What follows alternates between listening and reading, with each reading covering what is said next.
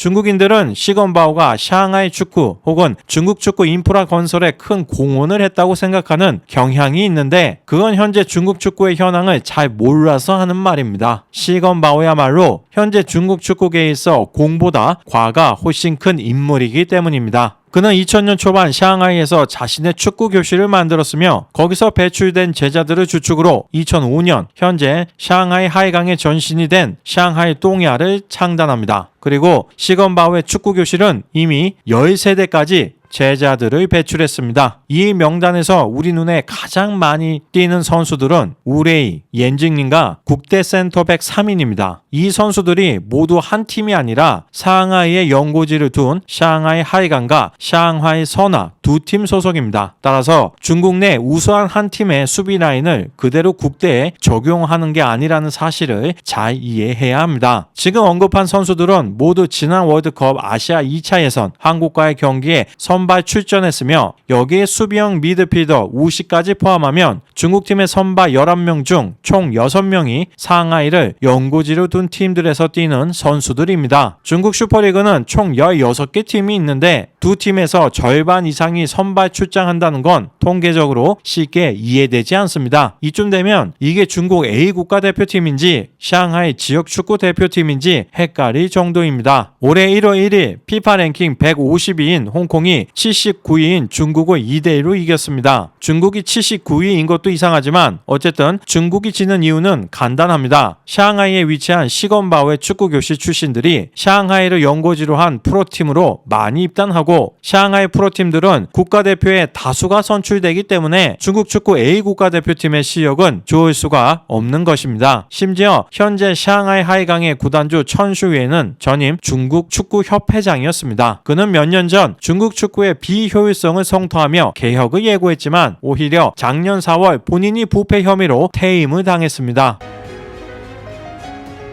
各级国家队已经有将近分别将近有15年到20年没有进入到这届世界最大赛。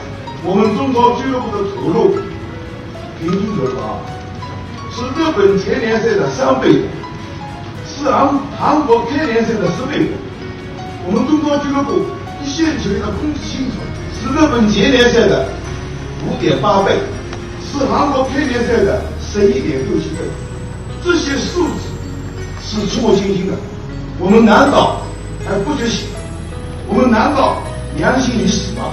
하지만 별다른 처벌을 받지 않고 샹하이 축구 카르텔을 이끌고 있는 것으로 보입니다. 그동안 유튜버는 물론 수많은 분석기사, 칼럼들을 통해 많은 사람들이 중국 축구의 낮은 경쟁력과 더딘 발전에 대해서 이야기했습니다. 중국 메시는 밭을 갈고 있다. 중국은 소황제라서 열심히 공을 차지 않는다. 중국 축구계가 축구 용어를 중국어로 변환해 사용해서 외국의 축구 전술, 지식을 받아들이기 어렵다 등 실로 많은 추측들이 난무하고 있지만 핵심은 간단합니다. 중국 축구의 샹하이 카르텔이 제대로 된 중국 축구 대표팀을 만들지 못하게 하고 있기 때문이며 이 문제를 해결할 의지도 없고 능력도 없기 때문에 중국 축구의 경쟁력은 갈수록 곤두박질 칠 수밖에 없는 것입니다. 최근 발표된 이번 주 아시안컵 대비 중국 축구 A 국가대표팀 선수 명단을 보면 특이점이 있습니다. 첫 번째는 참가 팀들 중 골키퍼가 4명인 팀은 중국, 타지키스탄, 팔레스타인, 시리아뿐이라는 것입니다. 작년 말 니커를 대표팀에서 쫓아내기 전에는 스쿼드에 골키퍼가 3명이었는데 니커가 떠나면서 샹하이 하이강 소속의 시신을 국대로 데려왔으며 그 과정에서 스쿼드가 조정된 것입니다. 두 번째는 공격수가 너무나 초라하다는 것입니다. 우레이는 더 이상 설명이 필요하지 않을 것 같고 탄농은 3-4-2-1 포메이션을 주로 써온 중국 축구 A 국가대표팀에서 오랜 시간 최전방 공격수로 뛰었습니다. 지난 월드컵 아시아 2차 예선 한국과의 경기에서 위력적인 슛을 보여주기도 했었지만 이제는 은퇴해야 하는 시간이 되었습니다. 장위닝은 한때 중국판 손흥민을 목표로 했었던 선수로 현재는 좋은 신체 조건 때문에 중국에서는 중국의 에링 홀란으로 불리우고 있습니다. 중국 국대에서는 탄농의 교체 선수로 활약하고 있으며 한국전에서도 출전한 중국의 차세대 최정방 공격수인데 지금까지의 성과를 놓고 보면 큰 기대를 하기는 매우 어려워 보입니다. 그렇다면 중국 축구의 미래를 책임질 넥스트 우레이는 과연 누구일까요? 가장 가능성이 높은 건 바로 우한 산전에서 뛰고 있는 웨이스 하오입니다. 사실 요즘 요즘 중국 축구 A 국가대표팀에서 우레이보다 더 좋은 평가를 받고 있는 선수라고 볼 수 있겠습니다. 이유는 경기장에서 중국 선수들이 거의 보여주지 못하는 스피드와 돌파를 보여줄 수 있는 선수이기 때문입니다. 작년 2026 월드컵 아시아 2차 예선 중국 태국전을 보셨다면 볼을 스틸하고 빠른 돌파 후 우레이에게 어시스트 해주는 활약을 기억하실 겁니다. 한국과의 월드컵 예선 경기에서도 빠른 속도를 보여주었지만 월드 클래스 김민재 선수에게는 전혀 상대가 되는 수준이 아니라는 게 확실히 드러나기도 했었습니다. 우레이는 중국 축구 팬들의 거듭되는 질문에 웨이스 하오에 대한 인터뷰를 한 적이 있습니다. 还有个话题是跟这个韦世豪的这种竞争关系。我俩不是竞争关系，我俩位置不是一个位置。我更多是前锋嘛，小伟他是边锋边路还能组织一下，我俩应该是配合的。你看上一场，对，就给我2个球打进一个，第2个球给的很好，就是眼神一对，就传了，完全不是竞争关系。所以你俩还有点配合。对，我私下也在说，国家队需要这样的球员，就是你要有1对1能力，1对1你能把人过了，这个球就好踢了。你现在你说不是像以前那样还能传进去，没这么容易的。现在亚洲都没弱队，你像日本、韩国，他们都有这种，像日本久保、天鹰，然后韩国那李刚仁，对他们这1对1，另外一个人不协防，肯定是被过得干干净净的。他一个人过了之后，就整个球就好踢了。所以我们中国现在就缺这样的，现在就小伟有这个能力。 우레이는 애써 외면하지만 우레이가 국대에서 원톱 혹은 투톱을 서는 경우는 연습 경기가 아닌 이상 거의 없다고 보면 됩니다. 즉 우레이와 웨이스 하오는 같은 윙어, 공격형 미드필더 포지션인 것입니다. 아직까지 크게 드러나지는 않았지만 둘의 에이스 경쟁이 치열합니다. 다만 웨이스 하오는 시건바오 축구교실 출신도 아니기 때문에 샹하이 축구 카르텔의 비호를 받지 못하는 것입니다. 당연히 우레이를 지지하는 축구팬들이 훨씬 더 많으며 그들은 각종 영상들을 통해 은근히 우레이는 올려치고 웨이스 하오는 내려치는 발언들을 하고 있습니다. 简单，时机很重要，早了不行，晚了也不行。这就是为什么吴磊能踢西甲，中国人别人前锋没有踢过西甲，难道西甲的人眼瞎吗？放着中国有更好的，不要，就要吴磊，是吧？ 韦世豪为什么去不了5大联赛？我觉得可能他年轻的时候，可能对防守的理解、合理性不是太好。等他把这思想成熟了，他又不年轻了。就跟很多人说是，有时间的时候没钱，有钱的时候没有时间了。 这就是命运。另外，他自己也说了嘛，他当时在国外混，没什么钱挣。恒大这边或者是上港这边、国安这边，他去了所有大的俱乐部。要搁你可能也不出国，对吗？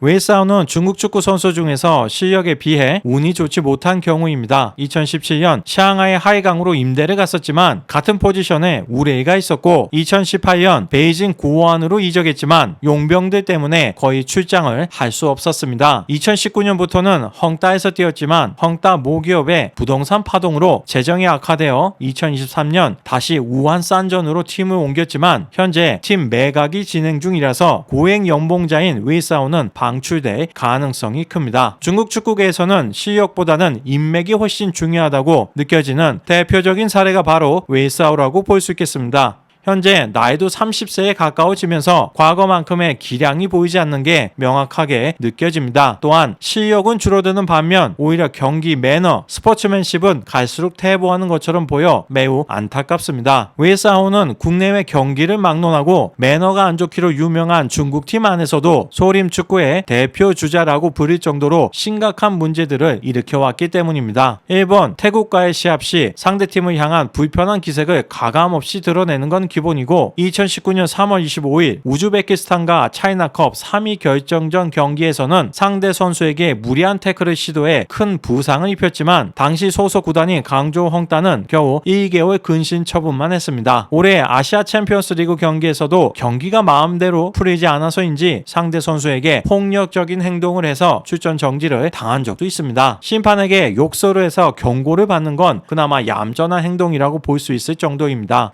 중국 축구 팬들 중에서도 웨이스하우를 비난하는 영상을 올리는 사람들이 적지 않습니다. 그 정도로 무례한 행동이 어제 오늘의 일이 아니라는 것입니다. 하지만 그럼에도 불구하고 이렇게 아나무인으로 행동할 수 있는 건 아무리 문제가 많아도 중국 선수 중에는 웨이스하우보다 나은 윙어를 찾을 수 없기 때문일 것입니다. 很多人说韦世豪是中国队的一颗定时炸弹，我觉得他已经不是定时炸弹了，他就是一颗炸弹。现在呢，是时候把这颗炸弹的引信拔掉了。一名27、28岁、将近30岁的球员，如果在球场上还是控制不住自己的情绪的话，那只能说这名球员是有缺陷的。在每一场比赛都非常关键的世界杯预选赛的赛场上，这样的球员还是不用为好。或许有观众认为人才难得，是不是再给他一次机会？对于这样的球迷呢，我想问2个问题。第一，韦世豪是不是具备了像马拉多纳罗马里奥这样的世界超级球星的能力如果他真正是这样的巨星级的球员，那不妨给他一次机会。可惜并非如此有韦世豪在场上的比赛，中国队的胜率不见得就高到哪里去。第2个问题，韦世豪毕竟也算是一个老队员了，如果在国家队当中年轻球员有样学样，也像韦世豪那样把足球暴力带到国家队当中，那么中国队在亚洲足坛，在世界足坛，那又将是一个什么样的形象呢？